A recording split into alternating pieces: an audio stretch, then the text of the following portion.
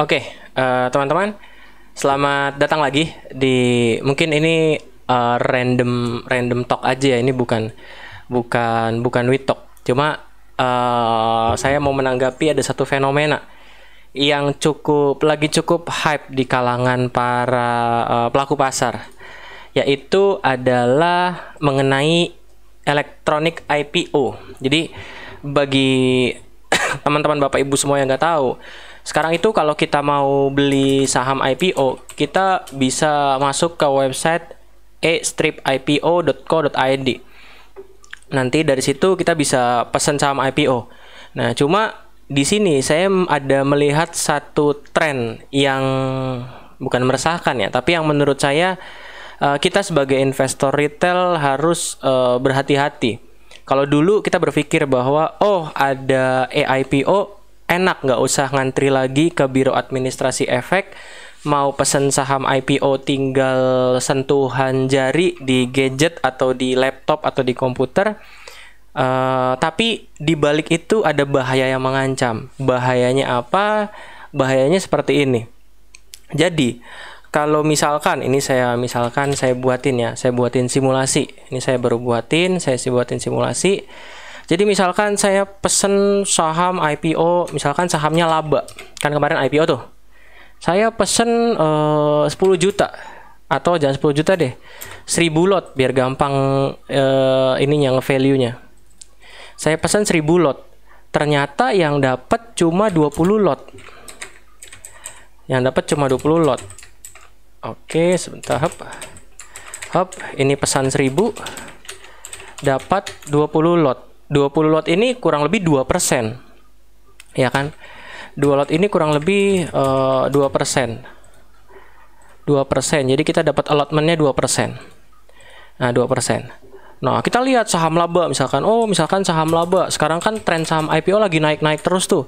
Ada yang auto reject atas. Ini contoh saham laba, dia nggak auto reject. Tapi saham-saham IPO yang baru-baru belakangan ada yang auto reject atas terus. Contoh paling fenomenal DCII deh. DCII naiknya gila, luar biasa. Atau saham bank juga saham IPO yang naik terus. Jadi orang-orang pada berburu saham IPO. Dan ketika mereka misalkan pesen emiten yang memang bagus, misalkan contoh jangan laba deh, misalkan DCII. Mereka pesen, mereka cuma dapat 2%, 20 lot. Dan ketika lihat harga DCII naik luar biasa, harga DCII to the moon, istilah marketnya to the moon, luar biasa naik, pasti akan muncul rasa greedy. Ya kan? Akan muncul rasa greedy. Rasa greedy-nya adalah kalau saya pesan 1000, saya cuma dapat 20. Kalau gitu biar saya dapat 1000, saya pesannya 10.000. Saya pesannya 10.000, dapatnya 2%-nya 200 misalkan. 200. Nah, dapatnya 200. Jadi dapatnya lebih besar. Jadi karena greedy-an ini cuma asumsi saya, orang-orang akan main di value-nya. Akan main di value pemesanannya, di quantity pemesanannya, supaya kalau allotment-nya kecil, lot yang didapat makin tetap besar. Seperti itu. Itu yang saya lihat trennya di market, di IPO-nya Archie. Bagi teman-teman yang nggak tahu, ini lagi ramai Archie. Ini yang sedang terjadi di saham Archie. Di saham Archie, saya lihat banyak orang yang pesen saham Archie gila-gilaan ratusan juta. Ada yang ratusan juta, ada yang puluhan juta. Pesannya banyak. Kenapa mereka pesan banyak? Kenapa mereka pesannya value-nya besar, atau volumenya besar, atau kuantitinya besar? Karena ekspektasi mereka, allotment-nya misalkan cuma 2%, pesan 10.000 lot, paling cuma dapat 200 lot. Kalau saya pesan 100 lot, cuma dapat 2 lot. Ya kan? Kalau saya pesan 100 lot, cuma dapat 2 lot. Jadi ya udah, saya buat makin besar aja. Saya pesan 10.000 lot, allotment-nya dapat 200. Atau kalau mau greedy lagi, pesan 100.000 lot, dapatnya 2000 lot. Nah, jadi orang kebanyakan main di sininya, main di jumlah pesanan yang banyak. Tapi bahaya yang mengintai adalah kita sama-sama belajar bahwa kalau saham IPO, kalau semua barangnya dikasih retail di masa IPO, itu bukan sesuatu yang bagus. Kenapa? Karena investor retail udah pegang barangnya semua. Dan ekspektasi yang pegang barang itu adalah mau jualan umumnya kan. Umumnya mau langsung jual. Hal ini yang pernah terjadi di IPO-nya Nara Hotel. Cuma waktu itu belum elektronik IPO. Nah, ini IPO Nara Hotel. Teman-teman Bapak Ibu bisa baca cerita Nara Hotel ini dibatalin IPO-nya. Dibatalin IPO-nya karena waktu itu orang pesan 100 dapat 100, orang pesan 1000 dapat 1000. Jadi sempat heboh Nara Hotel ini IPO-nya. Sampai sekarang IPO-nya batal. Kenapa? Ya karena mungkin investor retail sudah teredukasi bahwa kalau pesan banyak dapat banyak itu bukan sesuatu yang bagus. Bukan sesuatu yang bagus. Nah, elektronik IPO ini menurut saya risk rewardnya sangat tidak menarik. Sangat tidak menarik. Kenapa? Di saham-saham yang beggar seperti ini. Saham-saham yang beggar seperti ini, misalkan contoh DCII kita cuma dapat 2%. Cuma dapat kecil. Cuma dapat kecil. Karena dapat kecil kita balik lagi, kita main di quantity. Terus misalkan sahamnya kita ganti. Habis DCII misalkan sahamnya saham cuan misalkan. Saham cuan pesannya sama 100.000, tapi ternyata dikasihnya 70.000, which is 70%. Nah ini kan kita gemeter, ya kan?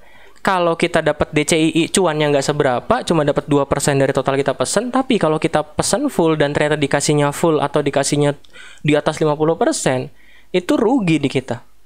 Bikin kita deg-degan, apalagi semua investor retail dapat. Itu yang terjadi di saham Archie. Di saham Archie, saya kemarin survei di Telegram, di Instagram juga.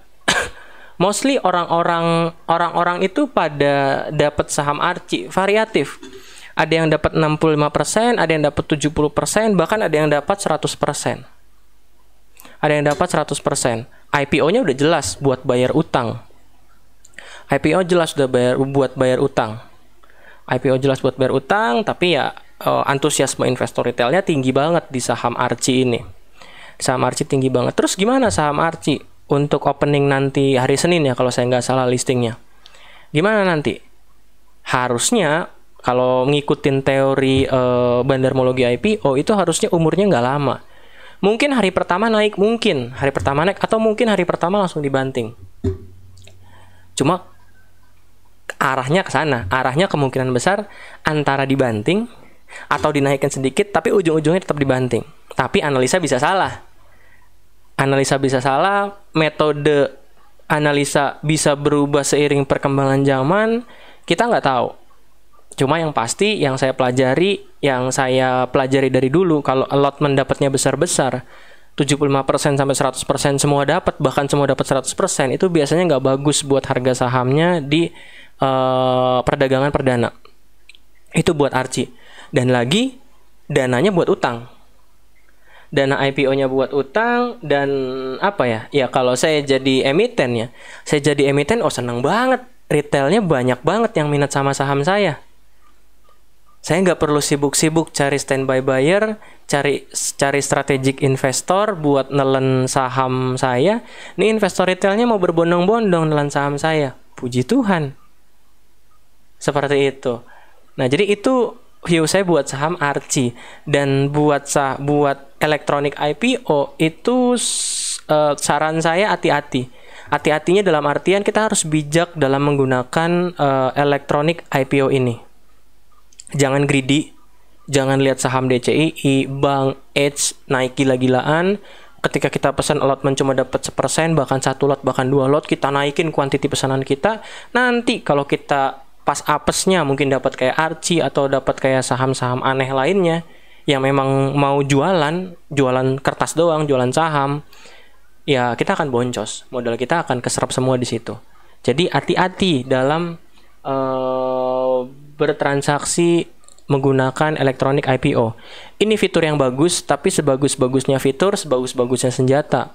Kalau teman-teman salah cara pakainya atau bukan terlalu sombong ya, tapi mungkin salah cara pakainya atau terlalu greedy, mentang-mentang elektronik IPO enak, bla bla bla bla bla bla bla, akhirnya asal pesan, dan nasibnya adalah ya mungkin portofolio teman-teman bisa tergerus di saham-saham IPO yang memang busuk.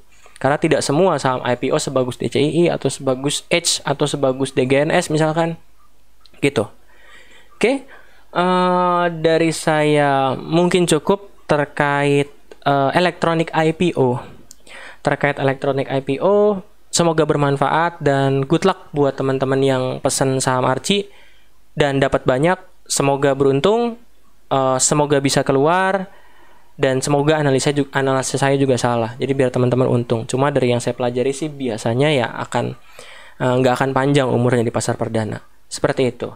Oke, dari saya cukup. Thank you. Sampai jumpa lagi di di video selanjutnya. Ini random talk aja karena kebetulan Archie IPO-nya lagi rame. Gitu. Thank you teman-teman. Semoga bermanfaat.